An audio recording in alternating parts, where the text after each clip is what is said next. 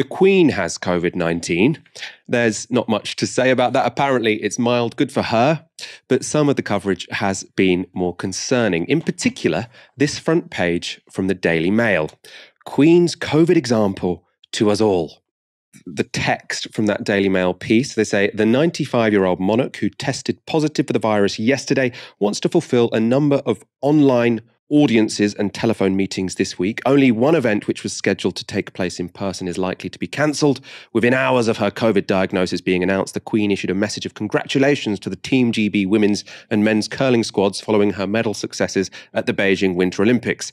She was also well enough to cheer on her horse Kincardine as it romped to victory at Newbury. The Queen is believed to have watched the race on TV at Windsor Castle. Now, there are a number of things to say about this. Obviously, I think it's disgusting to say having mild COVID is something virtuous. Like, I'm pleased the Queen, as a 95-year-old, has mild COVID. That does show us how effective these vaccines are. That's brilliant.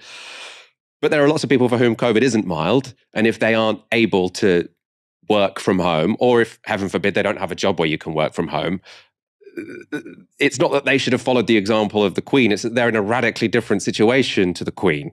Right. So I thought that was incredibly, incredibly distasteful, that headline. Also, I've just read you what she was doing in her job. It's not a real job. So she watched a horse race. They're saying she watched a horse race. It was her horse, and that's counted as work. And she has taken part in a couple of phone calls. It's not a job.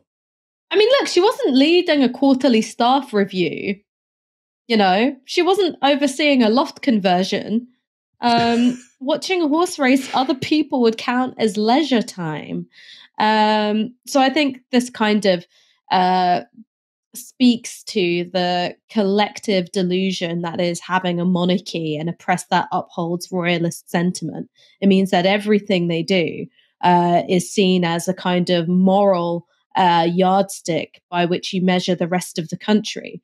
Queen works from home, you should stay working while you've got COVID too, regardless of how severe your case of the illness is, or indeed whether or not you can work from home.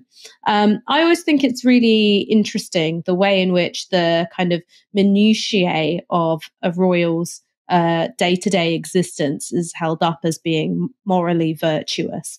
I remember a couple of years ago, the Queen was pictured taking a walk outside, and there was a Breathless article saying, you know, can you believe she's out and about and she's in her 90s?